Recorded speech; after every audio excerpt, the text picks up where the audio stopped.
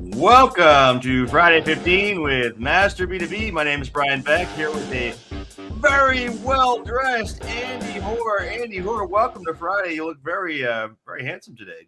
I'm not wearing a tux. I mean, come on, let's keep it in perspective here. Hey, you put a clean shirt on though, man, for once. It's good. I do that occasionally. Yeah, every once in a while, right? That's good. Well, welcome everyone to Friday 15 here on end of March, almost at the end of the month. Here for our weekly Friday 15. We got some great stuff to talk about today, including Andy. So breaking news. I think we had to change that music up at some point, but I like it. Anyway, do you see this, Andy? Home Depot acquired SRS Distribution for $18 billion to attract pro customers. A couple quotes out of this article I want to highlight from, this is USA Today, but it was all over the news this week. This strategic shift comes as Home Depot, which has about 2,300 stores, faces declining sales in its core retail business. Executives believe Home Depot can grow by winning over more pro business because the wholesale market is fractured and many companies haven't advanced into e-commerce sales as Home Depot has. Andy, what's your reaction? Yeah, there's so many layers to this story. I mean, first of all, you know, these guys like Home Depot and Lowe's, they're fairly similar in some regard. I mean, I remember years ago, they were crossing the 50% mark. Yeah. And so when it says faces declining sale in its core retail business, well, if it's less than 50%, is it the core business anymore? Also, you know, are they running from something or to something? That's what kind of comes to mind here. Is it because the retail business is struggling that you're moving more into B2B? Or is it because you see genuine opportunity? Probably a little bit of both. But they are definitely right about the wholesale market is fractured. We've known that for a long time. And this is kind of the first time I've heard somebody say the quiet thing out loud, which is, hey, we're kind of better at e-commerce than the B2B companies are. Right. And so maybe if we can roll those guys up underneath us, we'll handle the e-commerce and the customer relationship.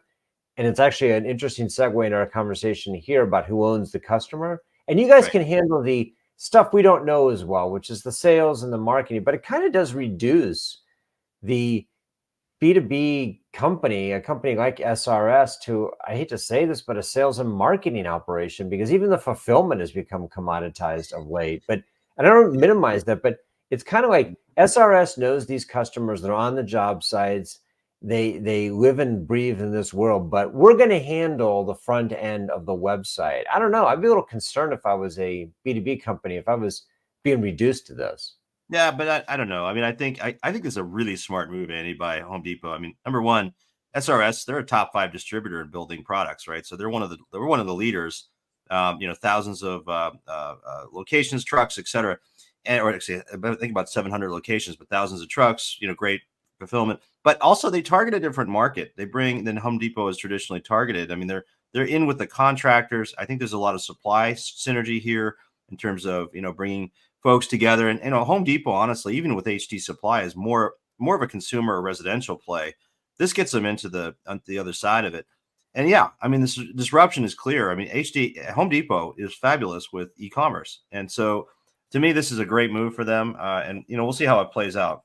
Well, keep in mind, there's the only one question I had about Home Depot in this front is we've seen this movie before. It's not perfectly analogous, but there is a parallel here between this and HD Supply. I don't know if you know the history of HD Supply, but it's called HD Supply. It stands for Home Depot Supply. Right. So they owned them, so they acquired them, they spun them off, and they reacquired them again. I wonder if that's going to be the fate here of SRS. It makes you wonder, why did they buy them, then sell them off and buy them again? I know one thing about it, though. It's keeping the private equity, the PE firms in good business. Yeah, right.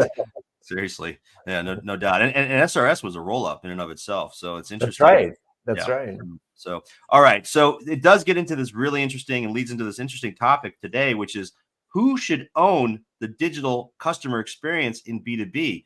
So, you know, this topic, Andy, came up last week. So I was in Atlanta last week for one of our Master B2B executive roundtables. It was a fantastic group. Everybody from Genuine Parts Company to Cooper Lighting, Kimberly Clark, a bunch of other folks were in the room. These were the e-com leaders. Even, by the way, Home Depot and HD Supply were both there also. So it was a fascinating group. And the question came up, and it started actually with a question that Jason Abdo from HD Supply asked, which was all about who should own the experience, the digital customer experience in B2B. And when we fielded it to the room, Andy, we got all kinds of different answers. Somebody said, "Hey, chief revenue officer." They were standing on their laurels. This is the person who should definitely own it. We had other folks say, "No, it should be the VP of e-commerce or the chief digital officers." Others said, "Hey, no, it's more of a product function. It should actually more sit in the more of the CTO's organization or the VP of IT." The marketing executive came up. Somebody even said, "Hey, everyone should own it." Well, if everyone owns it, nobody owns it. So it was a great conversation. We could have spent probably 2 hours talking about this through the afternoon. And it was it was a great way to start. And so we decided we wanted to tackle this on a Friday 15. But I think it gets to, Andy, really, if you think about what the customer experience is, and for those of you on the podcast listening to this, I'm showing a picture of the customer journey map, right? If you think about the B2B customer journey, all the way from discovering and becoming aware, all the way through buying, purchasing, researching, et cetera, and then coming back and loyalty, there are so many different functions, Andy, that touch this, marketing, sales, fulfillment, management, reporting, accounting. It crosses so many. So this digital experience kind of, from a customer perspective, it involves many different aspects of a company. So I think one of the challenges we have here is defining what the heck is customer, experience, right? And so we pulled up this definition, and share what from your perspective. What are you seeing the definition here is? Well, I find this interesting because my curiosity when we first started talking about this, and when you told me about what happened in Atlanta, is I thought, why is this a controversy? Why did this actually come up? And why is there so much disagreement about who should own it? Look, Right. This happens in every business about who should own the customer, right? But on the B2C side of the house, I don't hear this as much anymore. I'm sure we heard it years ago. You were on the B2C years ago. Yeah, we did. Yeah, remember when some companies had a separate division for their .com from the from the rest of the company, and there was all this controversy about, well, who's talking to whom? I bought something online, I took it back in the store, and gee, nobody owns me. But I think there's a similar part. That's part of the nature of just being early into this digital transition, but also that this is an inward outward approach. They should be taking an outward in approach. If you take an outward in approach, it becomes a lot clearer who should own the customer. And I will say this, there's no way on God's green earth, with all due respect to our technology friends, that the CIO or the CTO customer experience. I think Andy Goodfellow over at Zora would disagree with you. Even, in fact, he did on LinkedIn just yesterday. Well, he also said chief product officer. He did. We could have a conversation about that, but again, I was joking about this with earlier. I mean, if you talk to the car companies and they say, who owns the customer, the drive experience? Nobody says the guys who build the car. So it clearly, I mean, the answer should be something that's more customer facing. And that's why I said if it's outward in, it becomes a lot clearer who isn't in the running to own the customer experience. That's right. Well, let's look at this definition here. And basically, here's in a nutshell: customer experience is how customers perceive their interactions with the brand or company at different stages of their customer journey and in various touch points. So your outward thing, approach, Andy, I think makes a lot of sense, right? You're thinking about it from the customer's perspective, then I think it does become clearer, right? But I mean, think about the benefits too, right? And how the benefits to the organization, how they translate. And that also can be a signal, I think, to where this should sit. I think the controversy here is really, is it a digital customer experience or just a customer experience? Right. Because if you just focus on digital, then what about the other channels? What about the interaction with the customer service group? What about the face-to-face interaction or the over-the-phone interaction with the salespeople? Right. What about through partners? I mean, do we just forfeit that and say, well, we got the digital stuff and we got the non-digital stuff? But I'm sorry, customers don't really see your company that way. When they interact with your company, either over the phone, by fax, you name it, it's just an experience. And so I think we could have a whole nother conversation about whether digital is still the relevant definition here. But, when you were talking about what happened in Atlanta, what came to mind was we put these metrics on screen because somebody said chief revenue officer. Right. And I was like, what do you mean by chief revenue officer owning the customer experience? And as we talked about it a bit, you and I came to the conclusion that people will suggest that are probably being driven by the quantitative side of this. And they're thinking, oh, whoever owns the revenue profit component of the relationship should really own the relationship. Right. And I don't know if I agree with that in any way, shape, or form, because then the premium is placed on generating revenue and profitability, which may not be the best customer experience. Well, And well, go ahead.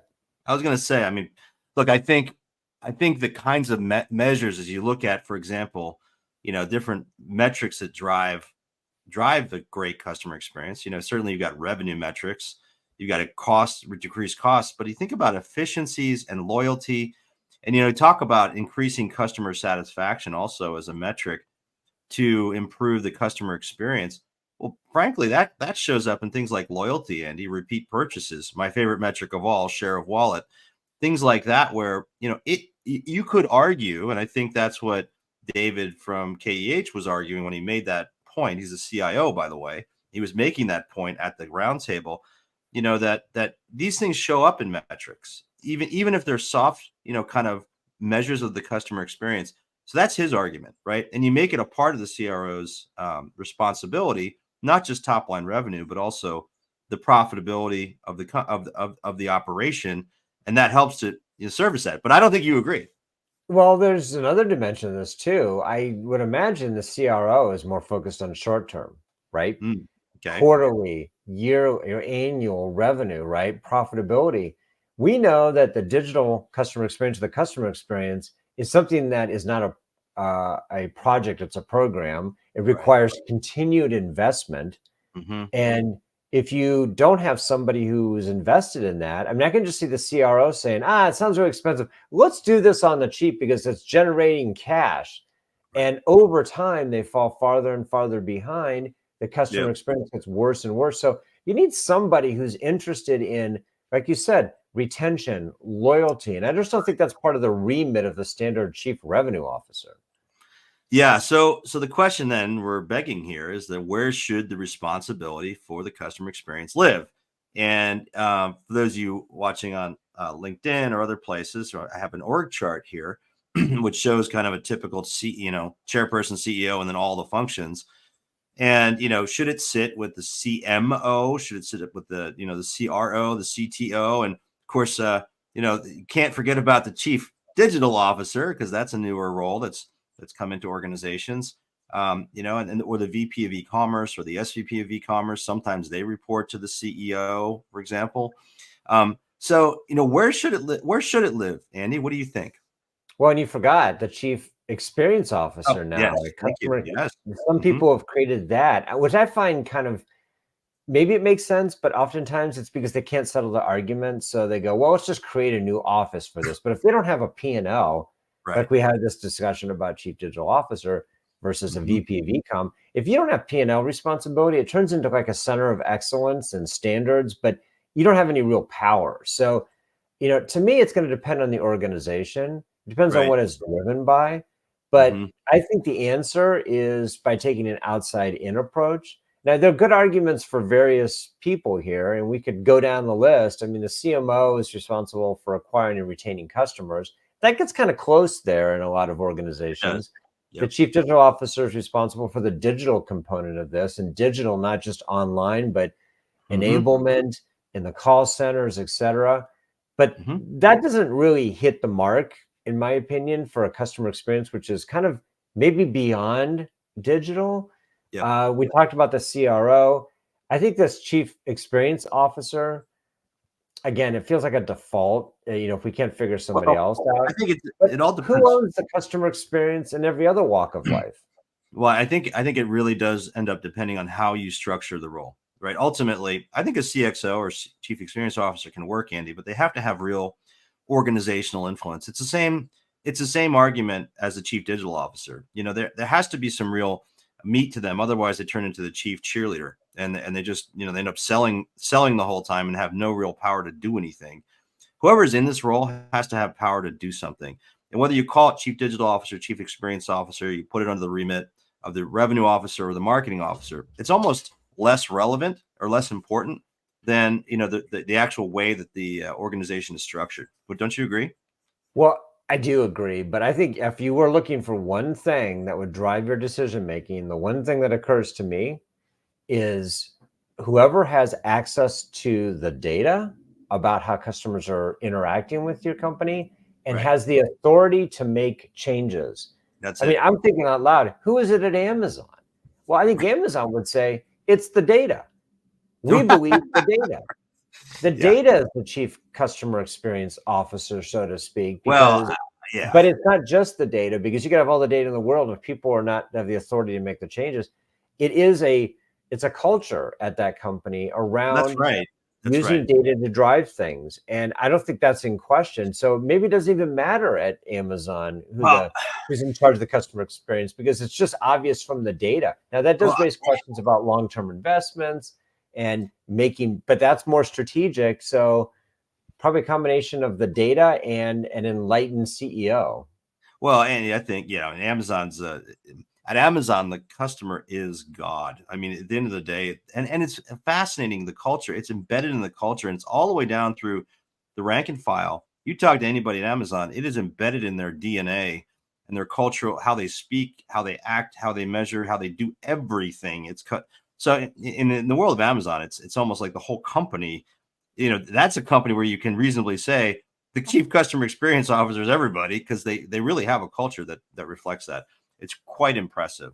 So we asked our LinkedIn community, Andy, what they thought. Who should own the digital customer experience in B2B? Now, we put up a poll. Now, for everyone who's listening here, most of our community is filled with VPs of e-commerce and chief digital officers. So guess who won? We had four options here: VP of sales or chief revenue officer, chief marketing officer, and VP of marketing or VP of e-com chief digital officer, or none of the above.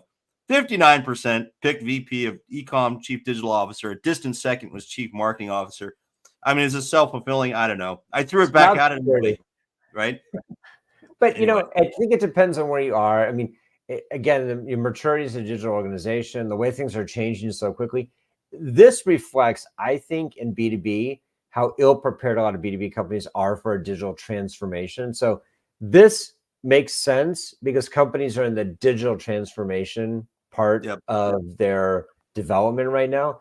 I'd say in 5 years, it should start shifting more toward a CMO kind of role, because I think we talked about this once before, and I did a survey about this several years ago, and I asked B2B companies what percentage of them had a chief marketing officer. Now, in the B2C space, it was like 2/3 ish. Yeah. In the B2B space, 1/3. Right. So, Yep. Yep. if you don't have a CMO, then Right. I think that's a little bit later in your development. More companies will have that. They'll focus more on acquiring and retaining customers as a purpose, as opposed to what a lot of CMOs are, I think, in B2B companies today, more aligned with partners, trade shows, etc. I mean, branding. That's a dimension of the CMO Yep. role, but it's not an advanced dimension of the CMO role. Yeah. But it also presents an opportunity because people can structure the role. If it's a net new role, you can structure it in a way that makes them effectively a chief customer experience officer, and builds in a lot of the things we've been talking about, and then puts the e-com function under that person amongst other functional areas. So great stuff, Andy. Great discussion today. We're at Friday 19, so I want to keep on driving here. 19 minutes. We never get this done in 15. We tried. Upcoming events, guys. We have some fantastic things coming. We've had some great roundtables so far this year. Our next one is coming up in Dallas on April 10th. We have, I think, 2 seats left for practitioners there. So if you're in Dallas or want to get to Dallas on April 10th, we encourage you to join us there. We'll have about 35 executives and industry experts there. It's going to be great. Then we have our in Minneapolis on April 24th. And then we'll be at B2B Online in early May. We have some dinners coming, and we're talking on stage. We're having a debate. And finally, our Master B2B Mindshare Summit, which is coming up on June 4th. We're almost, I think we're almost at 100 signups already. Yeah, we're really full for this. So if you want in on it, get in on it now, because it's not going to be here in a couple of weeks. That's right. So go to our website, masterb2b.com, click on events, and you'll find the link to the summit. You can submit an application for attendance if you're a practitioner. We have a couple of complimentary sponsor tickets left, but do it soon. And then finally, our summit, our forum, go to masterb2b.com, click on forum, and you can sign up there. We're having some great conversations there every day.